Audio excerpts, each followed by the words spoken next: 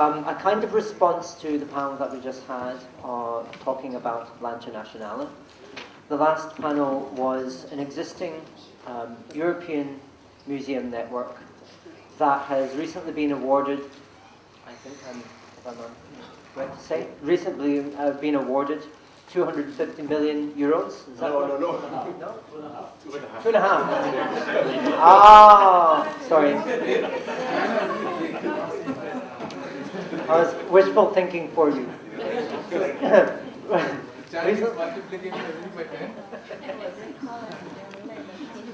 Yes, it's a multiplication rather multitude. So the museum network has grown to a certain scale of importance and relevance for it to be granted funds by governments to continue working in certain ways, and it's kind of recognition maybe from one part, but it's also got recognition already from the art world, and now it's got recognition from the authorities as well, and it's becoming a very a more of a formal structure than the informal structure that we're talking about. And now, in response to this, we want to have a conversation about, on the Asian side, and thinking about, well, a more geographically and culturally more complex challenge of creating networks between institutions. Whether we want to do this, and if so, why, and if so, how. So I just want to introduce our panelists today. Leading the discussion is Philippe Perrot, who is adjunct senior curator at the University of California, Berkeley Art Museum and Pacific Art Museum. I think I've written that wrong. I'll say that again. Adjunct senior curator at the University of California, Berkeley Art Museum and Pacific Art Film Archive. That's right, yes.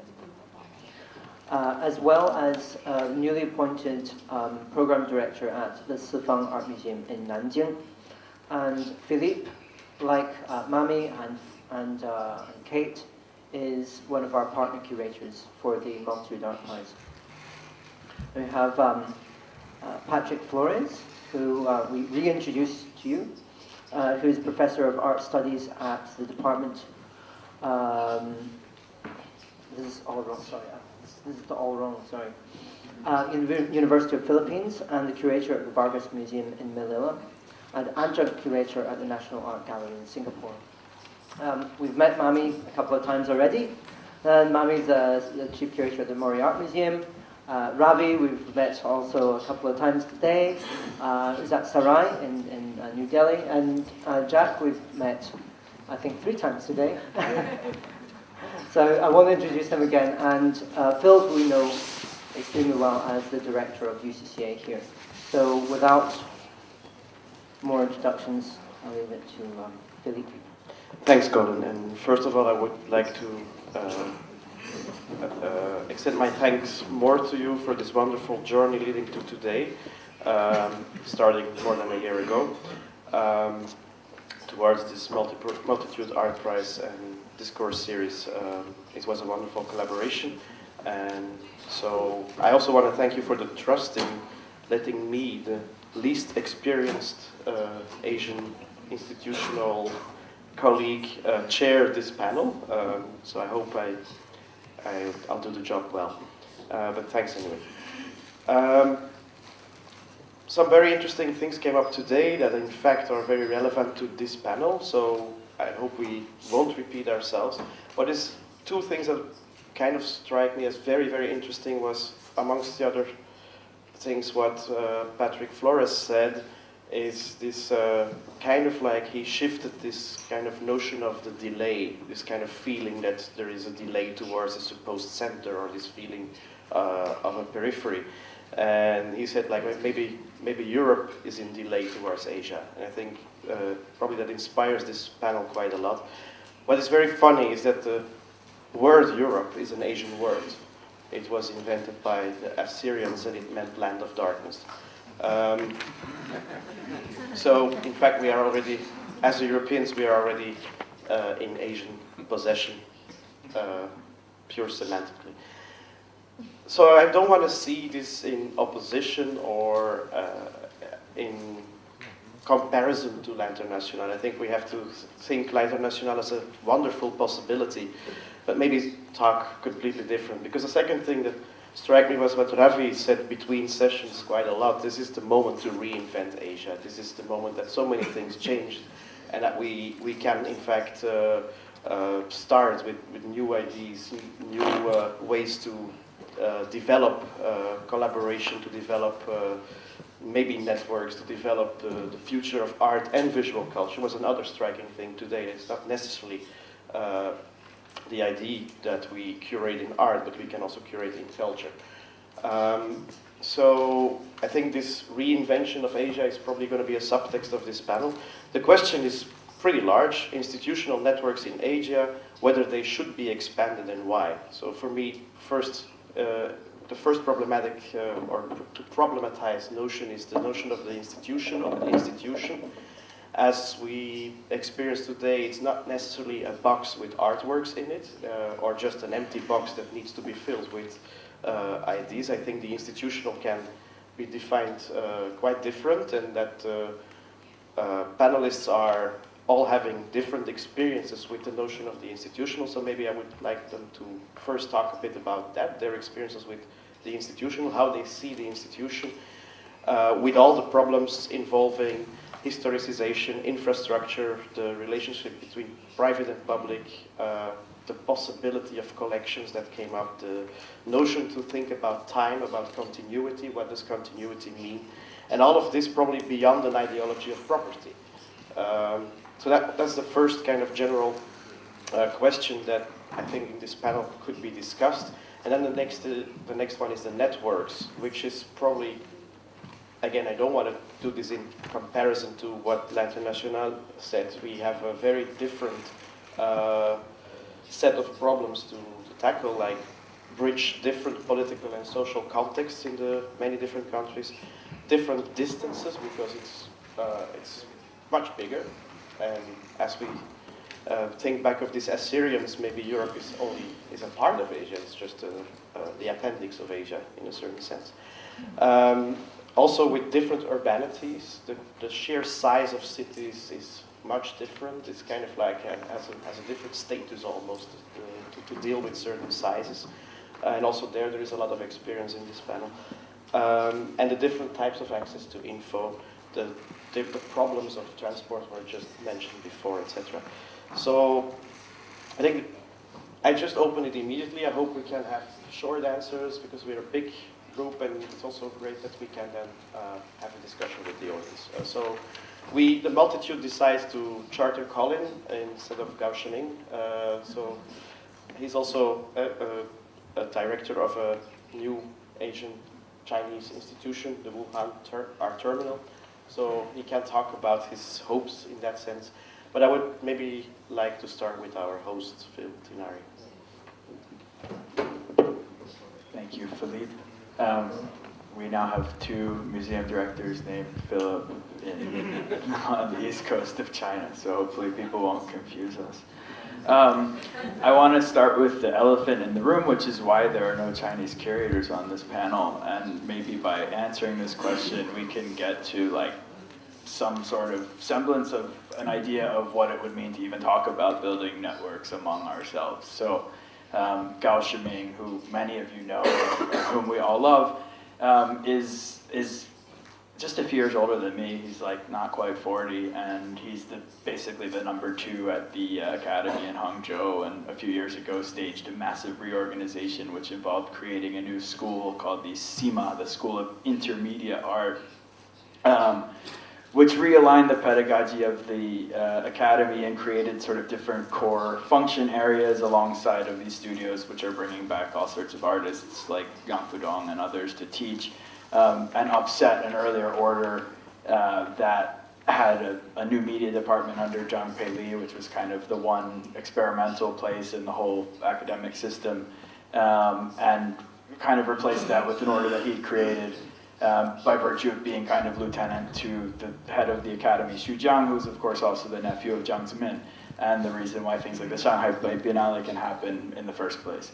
Okay, now, he has an obligation today. He's in Hangzhou because there's an exhibition by a man named Wang Huangsheng, who may also be known to you and who probably could also have been on this panel. Wang Huangsheng, born in the part of Fujian that borders Guangdong, was the founding director of the Guangdong Museum of Art in 1997. In 2002, launched the Guangzhou Triennial there, which quickly became the most serious international exhibition in China, and for a few brief editions, managed to bring together interesting configurations of people, good mixes of curation. I mean, the first edition was historicizing the 90s by Wu Hong. The second, sort of Hans Ulrich and Ho Han-ru, post-log, Two Cities on the Move, which in China in 2005 was still not a completely irrelevant thing to be trying to do. But also knew about things like taking out advertisements on the sides of the bus and setting up a bookstore that people would like and having a membership program and basically making a museum in any semblance of the sense that we would all be thinking about, who then in 2008, once the museum at Kaffa had been opened and was in its infancy, was sort of brought to Beijing to run this museum in a move that was widely interpreted as him waiting to take over either the directorship of the Namox if Fandian was going to come back to the Kaffa, or go on to somewhere else in the ministry, although that's all been derailed because of all sorts of allegations of impropriety with female graduate students now. But, you know, he's there. And then suddenly he decided again a few years ago, just obviously last year, now that the ink painting market has come about, that he's going to relaunch his career as an artist. And so he's been showing all over the place. And he has a gallery behind him that's just up the street in 798, and is the sort of place where if you're the customs authorities of Beijing and you want to have a ceremony before the 17th or 18th Party Congress begins to say that 798 is going to become a customs-free zone, this is where you unveil the sign that declares that something may happen in the future, which probably will never actually happen, but you can talk about it when you go to the Party Congress meetings. So this is his main gallery, and they've organized the show for him in Hangzhou, which is, of course, Gao Shiming's home turf. And he can't not be there. Are you kidding? I mean, that would be a political disaster for everyone involved. So what kind of a network is that? Is that one that we should take seriously? Is that one that already exists? Does that one make our conversation here completely irrelevant? I mean, maybe not in a broader Asian context, but it's kind of arrogant for us to sit here and say that there are no institutional networks in China when that, you know, just as one example of something happening on a Sunday afternoon in April, speaks to the kinds of relationships, and I don't mean to trot out, you know, China's about connections and faith. No, in a much more real way, there are systems in place, and they're actually quite mature, and they actually function quite well to achieve the sorts of ends that they are setting out to achieve. Now, what are those ends? Well, this year in Venice, we're going to have like 30 Chinese shows on islands scattered all around the laguna, and no one will see them except for the people, mostly Chinese journalists from second and third tier media, who are like tricked into coming with a free ticket, maybe in business class if they're really lucky and the developer behind the project has extra money, and might not even know the difference between what they're seeing and the actual Venice Biennale, because they actually have not, you know, are maybe not sophisticated enough to understand the rather Byzantine hierarchy of theme exhibition, national pavilions, and parallel programs, and they see the logo and know what it is. Is that the end? I mean, or is there another kind of possibility? Are there other kinds of institutions that can work together to build something? If they build it, is it really just a pale shadow of something that's coming out of Europe, where there's the possibility of having 2.5 million euros given to you to hang out together? Well, that's I don't know. That's probably the aim Maybe of I'll this stop panel. there. Phil, you sketched out perfectly where we want to make a difference, probably, and that what we would hope for. What is an institutional future? What we hope? What is so we know already what we probably don't want. That's sketched out wonderfully. But maybe I can go to Mami, who had also experience with other projects. She worked in 2002 with Pili on the under construction project.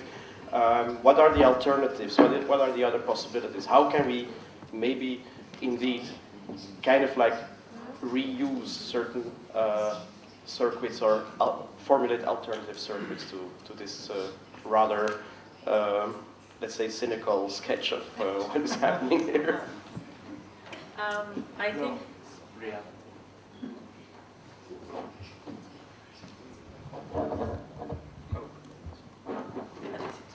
Yeah, I think when we think about a network, an institutional network, either we have image of the buildings in my mind or people in my mind.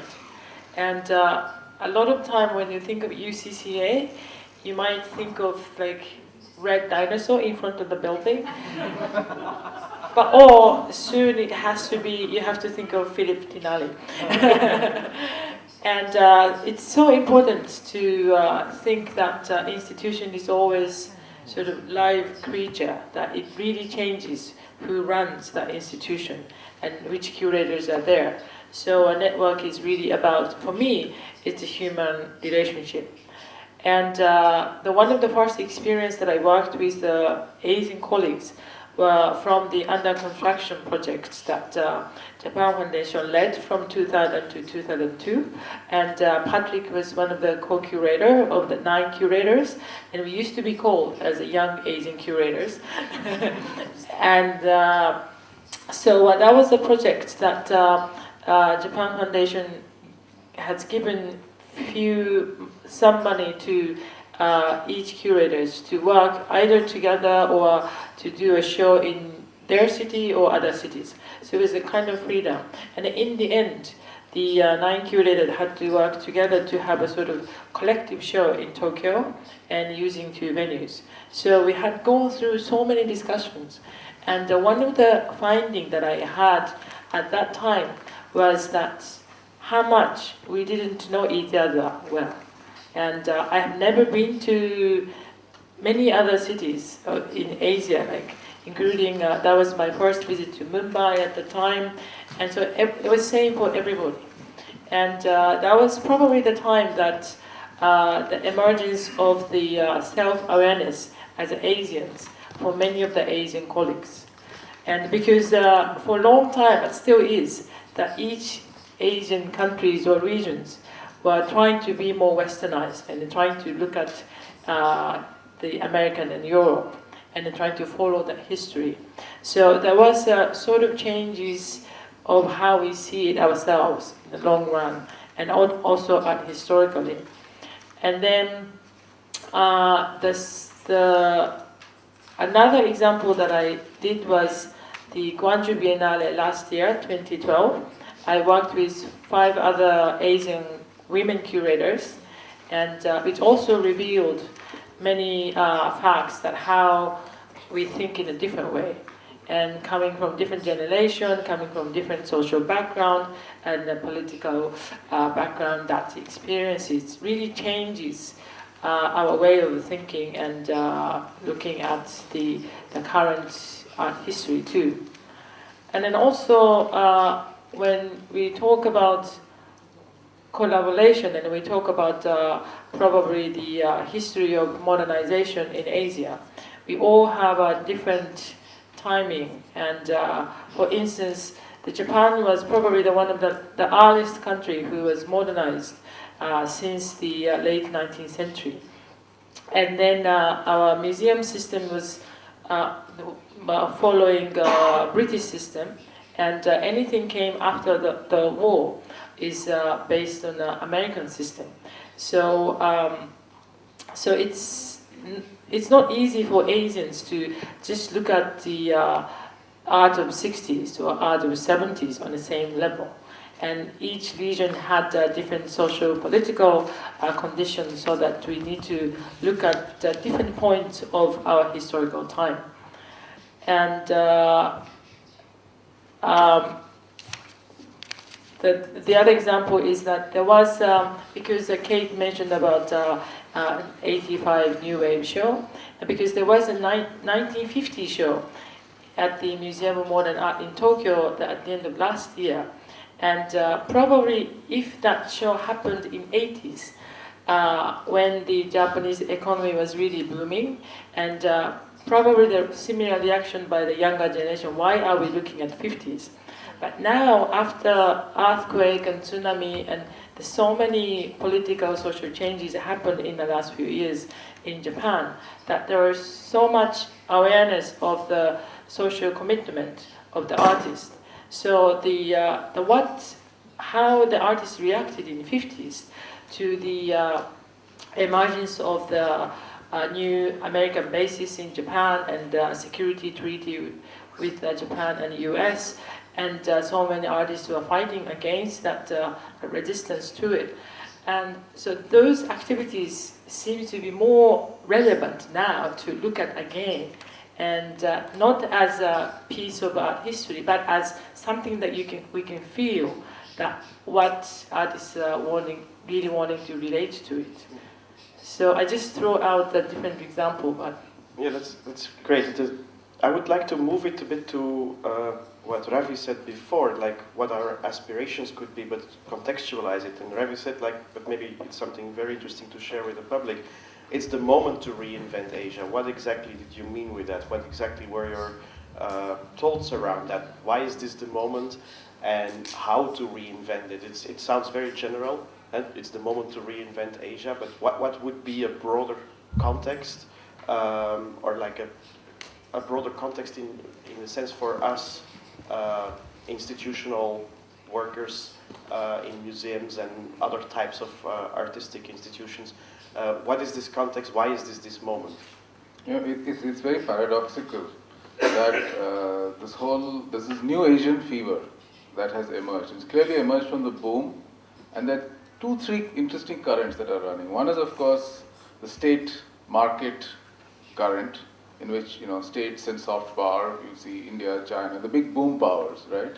And then you have Southeast Asia, where there's no logic of understanding. You know, they just seem to be attendant on it. Then there is a part that is designated as West Asia, which actually, see, you have different geographies that seek to move away from Asia, actually. But what is so interesting about the multitude, event is it's like a geocultural curation of reassembling space. Interesting, you know, and we have to think about, okay, what do we do? Okay, we have that intervention. How do we actualize it in ways that doesn't reproduce the state market model, soft power, affirming, you know, how great Asia is, because we don't want that. So we need different terms in which to think about Asia. That is, it's not purely geographical. It's a series of different interventions and different collaborations. So many models. So in our experience, I mean, after listening to you, it's crazy, it's funny, it's a bit of the Today Show, but it opens up so many different questions about, you know, the relation between politics and culture. But in our experience, the way we began was beginning small. The scale was very small, but, you know, 3 models: intellectual audacity. The scale was low. I'm talking about Sarai. The scale extremely low, but do a series of pincer-like audacious movements and reinvent collaboration and not be burdened with any negativity.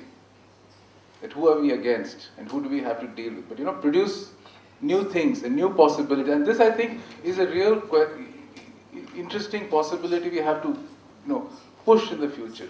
You know, reinvent and create new scenarios. Because Asia, in a way, is very different from Europe. Europe is really, I see, 200-year-old history which is now coming to an end. I see an era coming to an end. and you know, and it's going to be a new possibility, you know, where you had, you know, I'll explain what I mean. You had the crowd which became the public through public education, public health, public culture, and you had great institutions. And now those institutions are facing great strain, extreme great strain. Right? And today, we did not, at least in India, we don't have institutions. And I'm sure in Southeast Asia, we don't have those institutions. So what are we going to set in motion? So here is the reinvention of Asia, I think. That's exactly what I would like to ask now at the 3 last members of the panel that weren't talking yet, is that they are all leading an institution or an aspiration for an institution. I would like to start with Patrick, who has already some years of experience with the Vargas Museum in the Philippines. And in fact, the question is like, what kind of institution and what kind of future do we aspire? And it's very different. You have Philippines, you have Wuhan in China, and you have Jerusalem. It's kind of like that's all part of this Asia that we have to reinvent. And it's also kind of like a very beautiful geographical line that covers all these differences and all these different situations, politically, socially, etc. So, what is the dream? Yeah, in response to that, Philip, I was thinking it might be productive from the perspective of Southeast Asia to cite two cases of network making procedures outside the art world to understand the processes in the art world in Southeast Asia. The first one is these events took place in Southeast Asia. The first one was the Asia-Africa meeting in 1955, that took place in Bandung. So that's one. It was a critique of, partly convened by Sukarno, critique of the bipolar hegemony of America and the Soviet Union. And the second one is the formation of the ASEAN, the Association of Southeast Asian Nations in 1967. So I mentioned these two cases because they present two important tendencies in production of networks in the art world. First one, it could be argued that network making could also be about non-alignment. It could be a solidarity of persuasions, a critique of centralization on the one hand. On the other hand, as represented by the ASEAN model, network making could be about the consolidation of a region and the representation of nation states. So I think there are several efforts aside in Southeast Asian art history, but I think these two like overarching models might be able to help us understand how these initiatives have taken place in the region. And these are also aspirational, as you have mentioned. The solidarity embodied by the Bandung non-aligned movement and the consolidation of the region by the ASEAN, which has survived as a regional organization. It's interesting that you mentioned the non-alignment movement, but the non-alignment movement had this wonderful kind of very international scope. It was not Asian, it was Asian, African, and even European for a part, and American too, for a country that has a hegemonic kind of politics, has another type of kind of political context. How would you see? How would it be possible then to bridge between China and via which routes would we bridge and kind of like overcome this kind of differences and work, for example, together with Southeast Asia, with the Philippines, and could we tie into from China? Could we tie into such a non-aligned kind of logic? Well, I think going back to the term of the multitude, one of the logic thinking behind this term is its relationship with globalization. It sees globalization as a kind of hegemonic and almost, kind of monolithic flattening out process that has it has a flattening out effect on the world, which is negative, but on the same side, it creates, as it expands, globalization, of course, needs networks for, of course, its partner in crime, capitalization, to fully function. And a little bit like the Silk Road, it's those networks that capitalism actually needs that create the means for us to be able to communicate more freely and more openly as well. And part of what multitude is exactly this new possibility that allows people to then align themselves in order to act against this hegemony. And so that's what that's the inspiration maybe behind the idea behind this project at least was, well, it's a, you know, this kind of hegemony actually works in our favor because we now have the means to communicate much more smoothly and faster in order to create, you know, create ways of thinking, ways of acting, to actually, you know, form new groups, form new ideas that then result in collaboration. What that collaboration is, of course, I don't know yet because these are the conversations that we're having. I'm very much a beginner. I'm learning from my senior colleagues who are sitting around me. Through this learning of the, you know, from my senior colleagues, I also, you know, part of this project, part of many of the projects that you're already involved in, we don't know which of those connections will actually form real projects. And the real projects are not the event-driven. Of course, you need the events, you know, for thinking to be, you know, more to be known, to be disseminated. But it's not the event itself. It's not event-driven. It's more what Zdenka was talking about in terms of timeliness. Rather than thinking necessarily on contemporaneity, which actually is quite different from place to place, but the idea of what Zdenka said of timeliness is something that we can all share, because timeliness is something that is suitable for each one of our particular times, regardless of where you are. That's when Zdenka wrote that piece on contemporaneity. That was a phrase that she used. I think that's very again apt for people in different situations.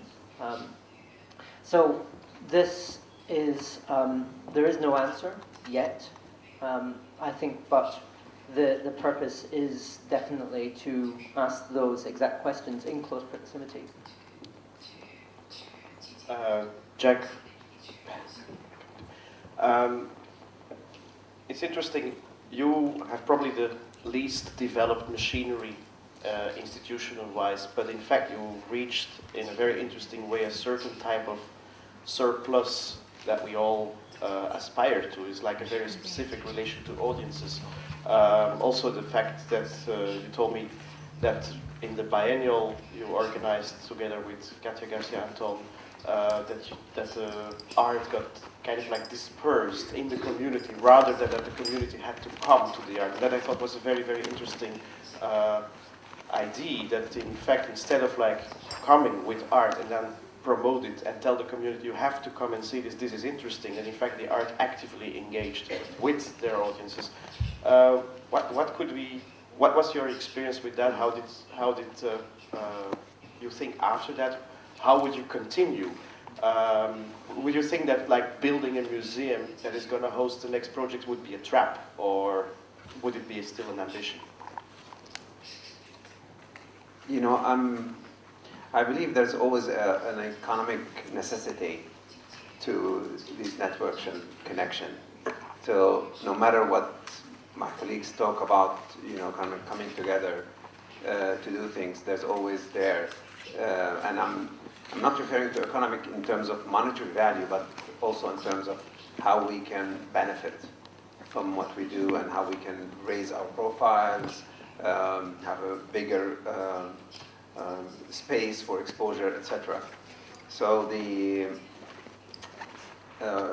yes, I'm working in a place where infrastructure has hardly started to exist, but yet came face to face with a severe economic situation that has not only come with the economic crisis of the world, but also has already started from the second intifada, which is the early 2000s, and so in a sense that initial infrastructure that we started putting together out of those small projects here and there, thinking about how we can take whatever we do further, was stumped right, in its nascent phase, and hence there needed to be a certain kind of thinking about how do you make do with so little.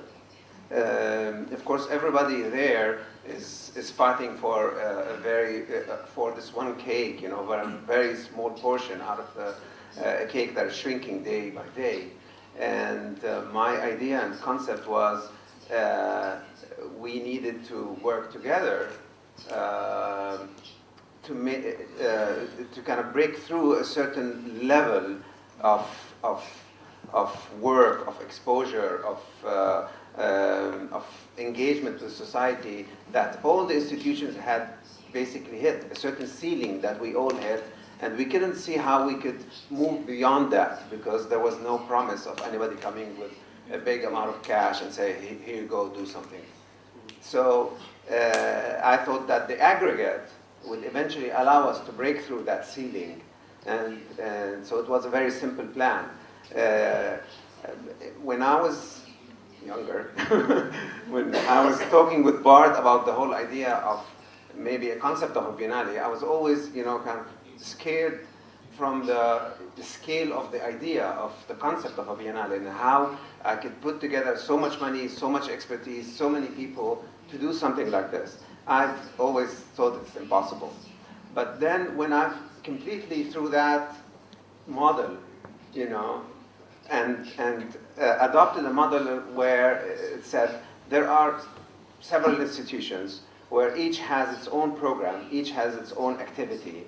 If I would just kind of pull them together within a 2-week period, align the program in a certain sense that it gives equal exposure to each institution, and at the same time exercise a unified communication strategy. So do all the communication together, agree on a poster, on a title, on everything, and start working as such where each institution is responsible for its own program, yet when I send it out to you and to the audience, it looks like a full program with so many things happening in so many different places, because actually these institutions happen to be working in different parts of the country.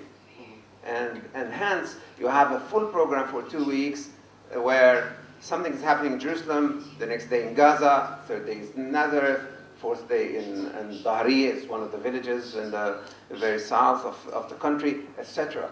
So I think it's this economic necessity. Again, why would you have come together for Internationale?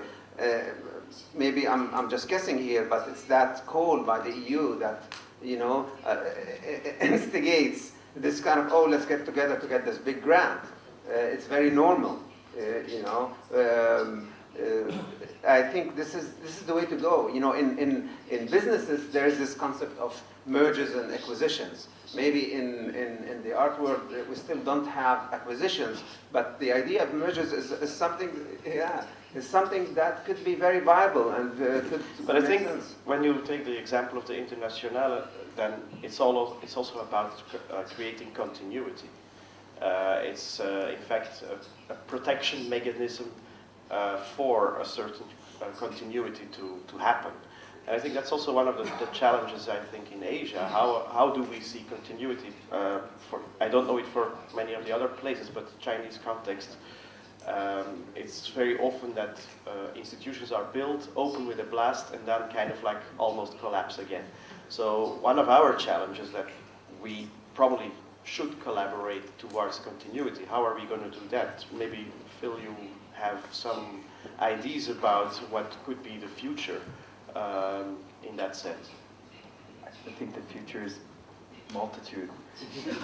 No, I was just sort of struck as you're sitting here. Maybe this is actually the network that we're talking about. I mean, certainly it's something that's not based on actual operational synergies or even necessarily on very much shared programming. I mean, the kinds of shared programming that tend to come through here are things like the Andy Warhol show that you'll take, that's been around Asia and other places. It becomes difficult to, just because these contexts are so much in flux, or I mean, another example would be the project that we're going to work on together, right, which we can't talk about yet, but we can soon. The contexts are so much in flux that would it really make sense to do a survey of the 50 Chinese artists who are coming right at a certain historical juncture after one generation and before another in Tokyo, let alone in Ramallah or in Delhi. I mean, probably it wouldn't, but maybe that's not. I mean, not what we're talking about anyway. In any case, I think there's a different question of what happens inside of China, and I think that especially as new institutions like yours proliferate, that are kind of outside the governmental system for certain, although always subject to it in certain kinds of ways, but also not with explicitly commercial aims, albeit perhaps much like Ulan's with a private background. I mean, and it's not, you know, the private museums forum that they have at the art fair. It's something that's much more personal and convivial and meaningful, hopefully. But you know, that's one level, and then maybe another is something that functions in this wider realm of Asia, which I think has been most interestingly defined by this project of various attempts we've seen to define it. The most recent one I can think of would be something like Art Asia Pacific magazine, which is actually coming out of a very 90s Australian conception of what it means to look at, you know, an Asian Pacific region, which then expands to include Turkey and everything over there, you know, but kind of as the magazine has grown. So it's interesting. I was just thinking of, you know, geographic kind of articulations here. This one seems to kind of account for the fallibility, partiality, and difficulty of a notion of Asia, you know, in its very conception. So I think that that's something that Colin should be congratulated for, and that I don't know, maybe works as something we can carry on with. There was another example that I was involved with, but it didn't materialize, which was right at the beginning of the the kind of building and developing the idea of the Guggenheim Abu Dhabi, where as Guggenheim was wondering what to do and how to come about, you know, developing the whole program of the Guggenheim, not of course the acquisition or the collection that they would, which is something completely different, but the whole idea of how to program it and staff it and everything. We, a group which SALT was then Platform Guarantee, Al-Ma'mal Foundation, Ashkal Alwan from Beirut, Townhouse Gallery from Cairo, and now what is called Riwa Gallery in Bahrain.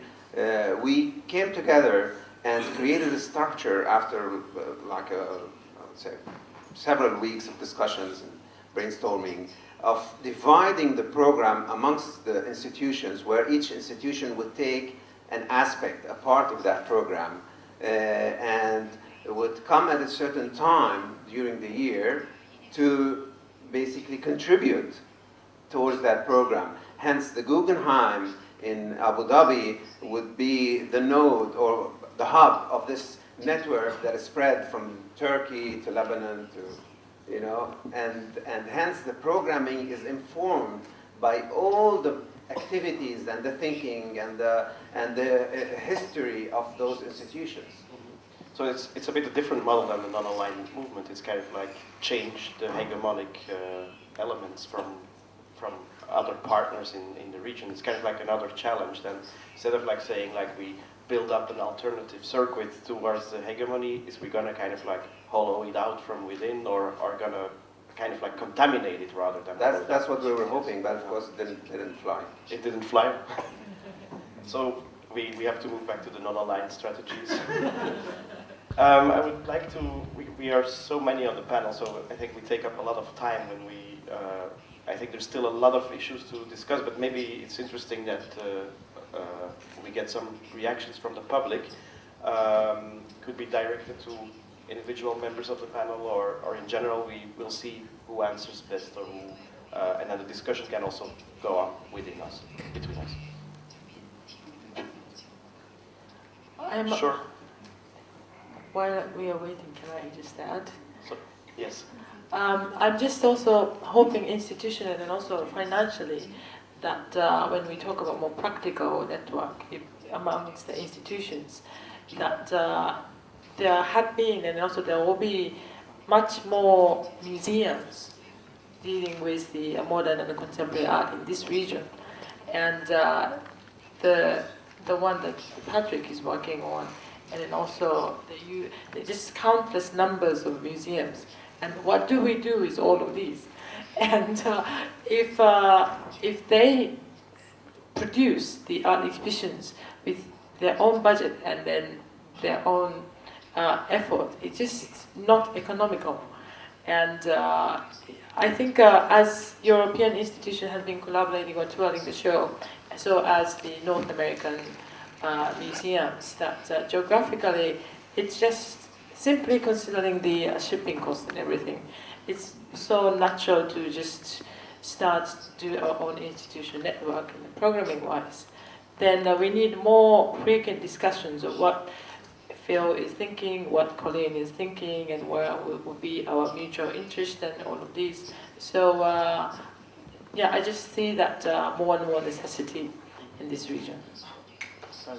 Also, while we're waiting for questions, actually, what Mami was talking about reminded me of what Jack said in an earlier panel about these proliferation of museum hardware and not necessarily the software, because we do have a proliferation of museums in China, and it's maybe an even more exaggerated version of what Jack was saying, because China likes to have plans, like 5-year plans and various, and I think it mirrors Phil's kind of he let rip on some of the issues that we all face, which are quite surreal and exasperating, which is the amount of money that is spent on a very well-oiled machine that is all money spent on culture, but spent in such a way that is almost kind of Kafkaesque in its logic. So you have proliferation of museums because you have a plan to build 100 museums by the end of the year in the country. But of course, you don't have 100 experts, in the entire country to direct the 100 museums. I mean, it becomes, that's one side of it. The other side of it, which is interesting, more interesting than that, because we can kind of leave that aside together with the proliferation of Chinese shows at Venice and other kind of absurdities. I think what's more interesting is that now, like the reasons why we have people that want to fund an institution that, like I'm working on in Wuhan, is that now we are at the stage where money and intelligence can be combined in one person. We're at that stage of development where you have idealistic people with money rather than idealistic people with no money, or people with money with no idealism.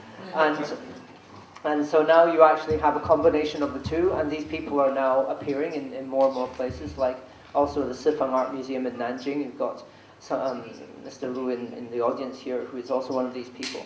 And so this is now happening where I think one of the interesting things about creating networks is that it doesn't have to be one network. I think in Asia, maybe it's not feasible to think about one network. I mean, I think the Multitude project that we're on right now is not about creating the network, but it's a way of kind of like talking about how these networks happen and why they happen and why should they happen. But I'm just going to get the reason why I'm saying all this is that like exactly going in the opposite direction from what Jack was saying. When I was thinking of doing the institution in Wuhan, it should not be big.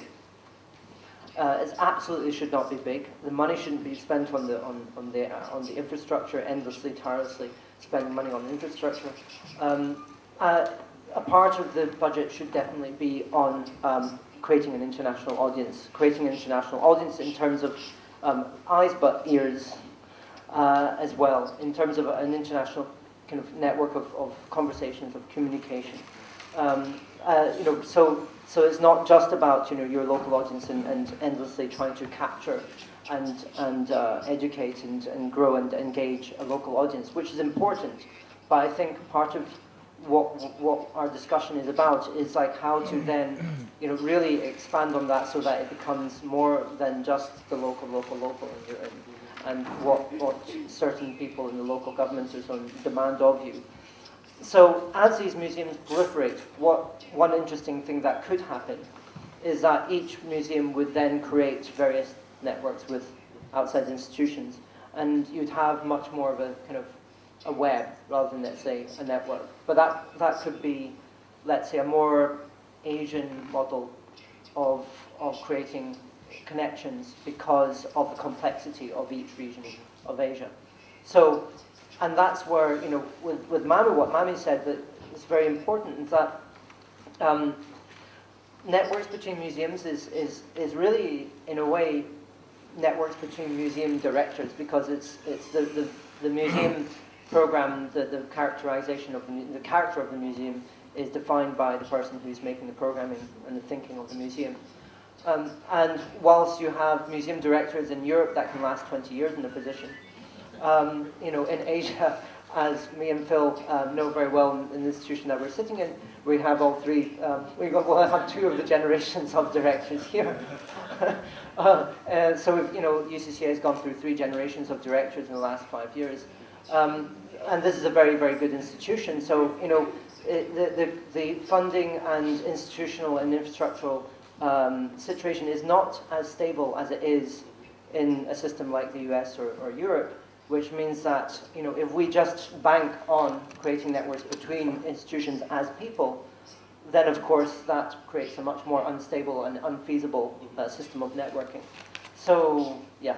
So I think as the museums proliferate that Mami was talking about, I think networks, informal, maybe shorter term networks can proliferate, but those networks I think will actually redefine Asia, as Ravi said, in terms of some kind of a multitude, maybe. I think there's already many questions around.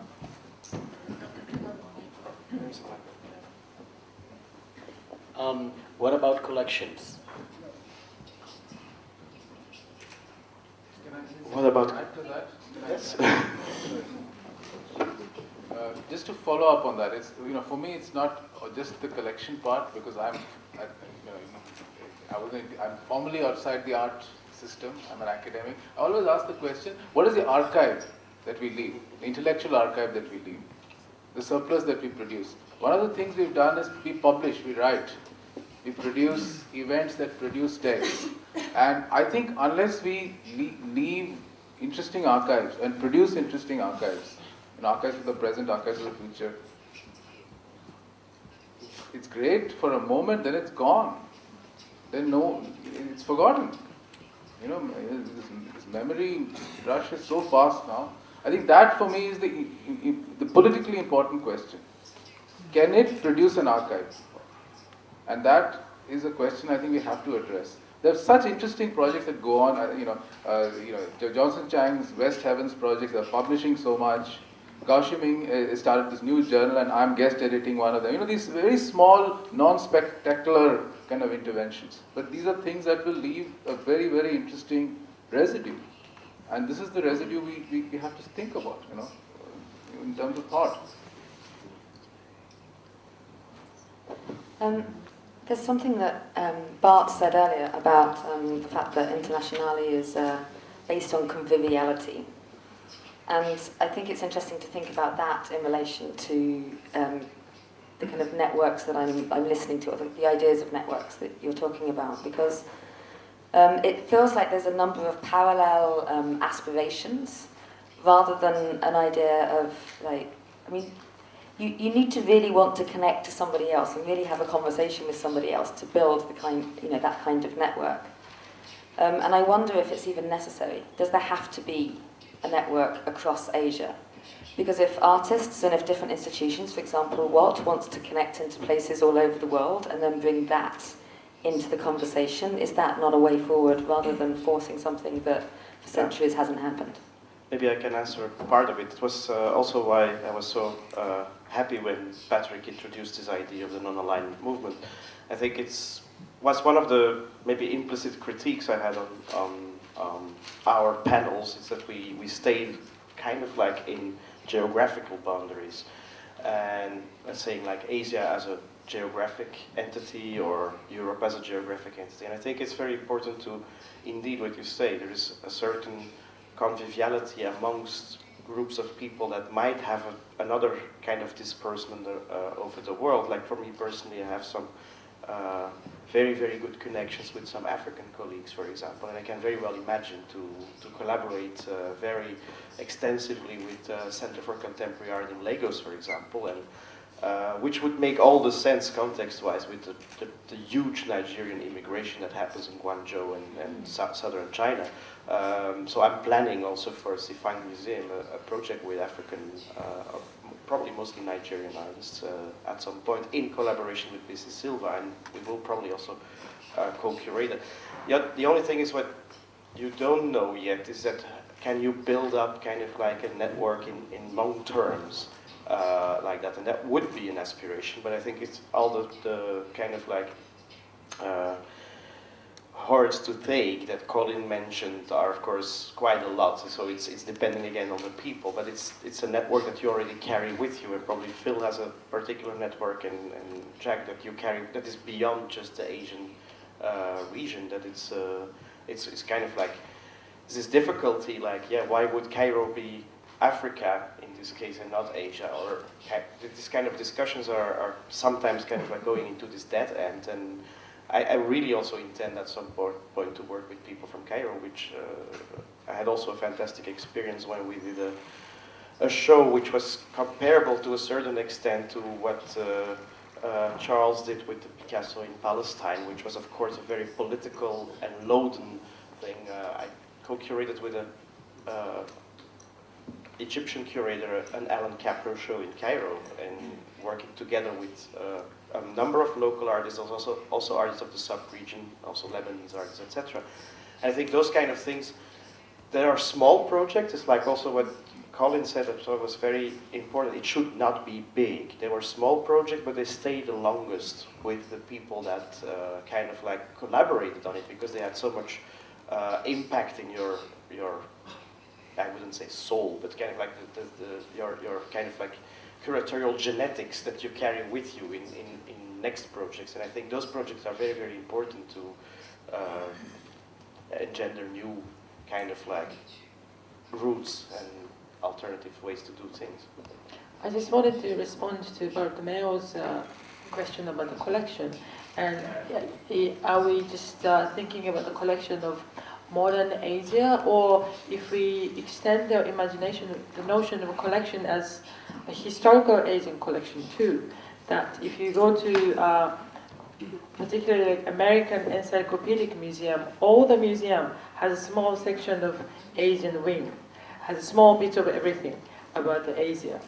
And one of the project that I worked with the Asian Art Museum in San Francisco was that they are looking at the historical collection of all over Asia, from West Asia, South Asia, all around probably the same region that the multitude is trying to cover, and then to the East Asia. But where do they stop the history of Asian art when they start from the ancient historical collection? And then they are also looking at the contemporary Asian artists, but they wanted to have somebody from outside to be able to work pan-Asian way. Otherwise, they have individual specialists of Asian, Japanese art, Korean art, Chinese art, but they don't really have a collaboration within the institution because they are so much segmented. So I did work with them under the title of Phantoms of Asia, to just look at the notion of Asia. And that was an interesting challenge to see their historical collection and how they are still relevant to look at from our contemporary view, and how we see the continuation from that historical time. San Francisco is an interesting partner in that respect. It's like I'm working for the Berkeley Museum also, which is very near to San Francisco. And they also have a big Asian collection, ancient art mostly, some contemporary.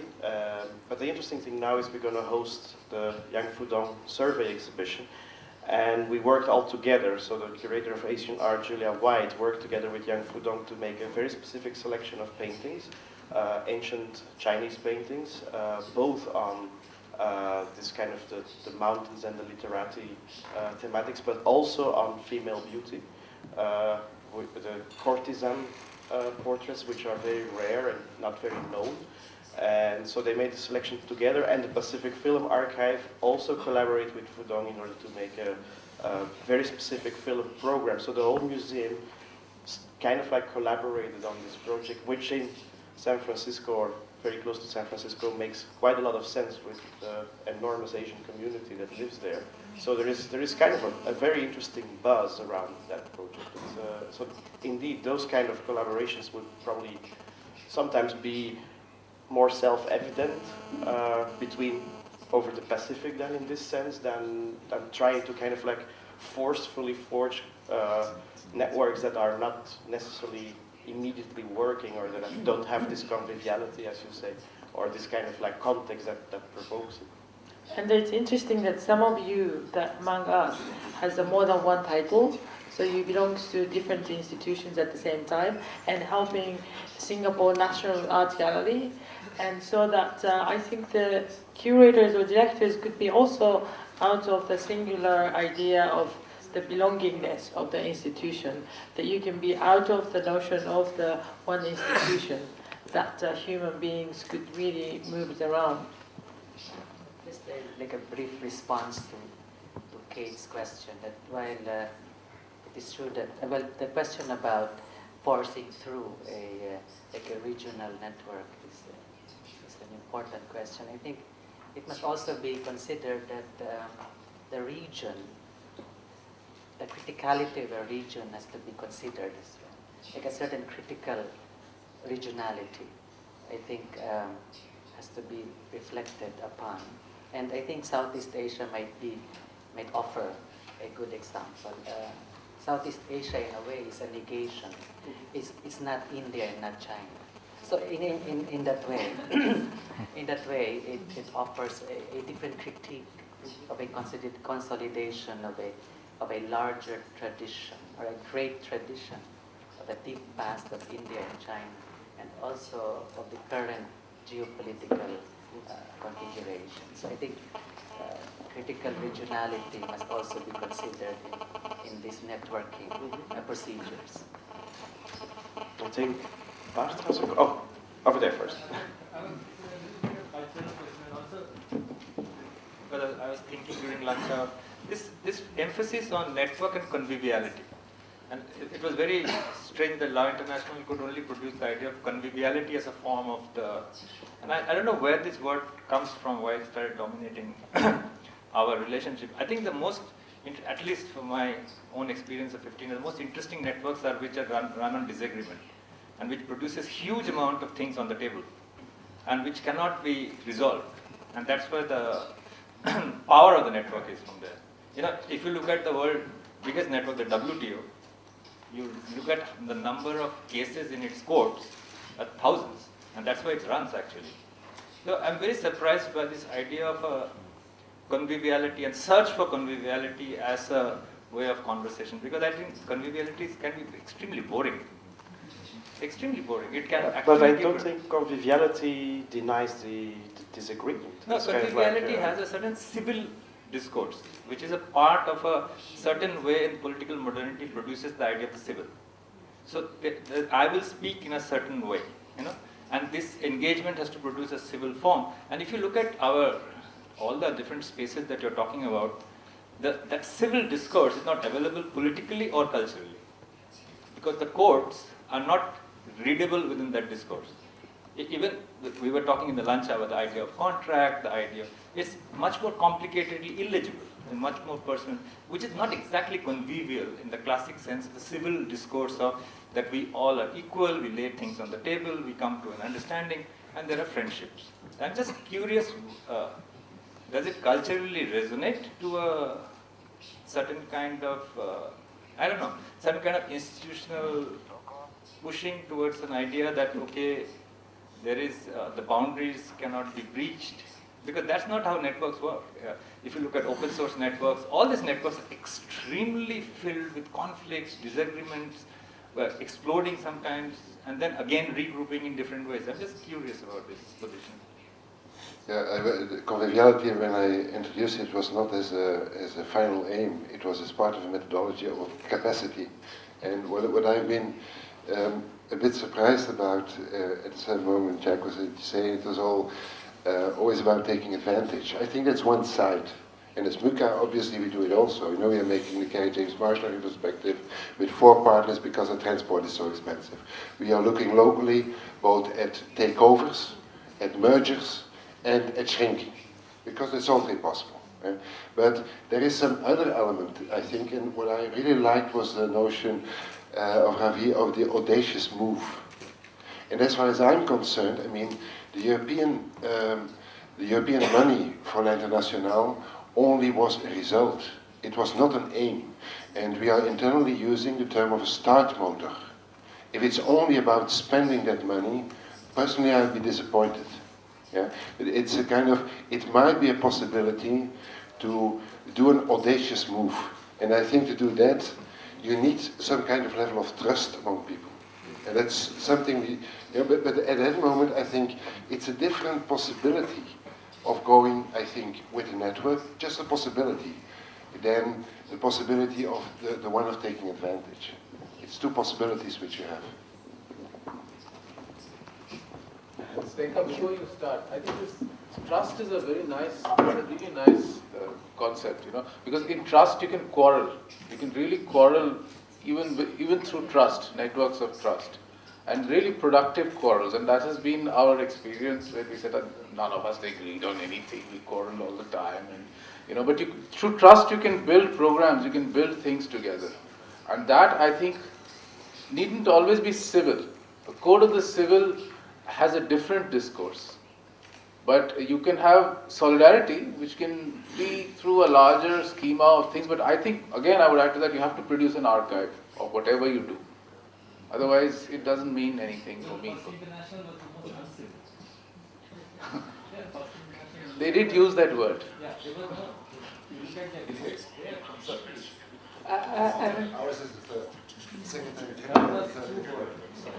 I think the question of disagreement is very, very important. Also, I mentioned before that I never agree with Bart, for example.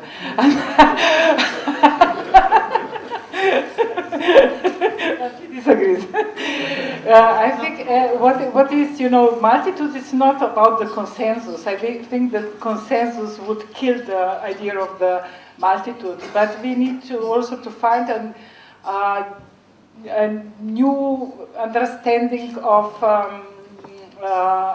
antagonism. I don't also like very much the Chantal Mouffe's agonism idea. That's one thing. Another thing I would like to refer also to non-alignment movement. So that was also on the table of Internationale. Besides, you know, it was born in Yugoslavia, Tito's idea and so on. So we quite often come back to it. But I think, you know, that non-alignment movement is very geographical in a way, or geopolitical. And I think that the new multitude and the new networks mustn't be only about the regions. You know, I would prefer maybe more to talk about the global south, but not in geographical terms, but in the terms of, you know, different, maybe marginalized positions, doesn't matter on geography. So it can be also in the United States, you know. It's, I think this is also a crucial new moment so we can have these networks all around and we can find the same universalities around it. I think the idea of solid. I think I must make the last comment before we wrap up this. Absolutely. Thanks.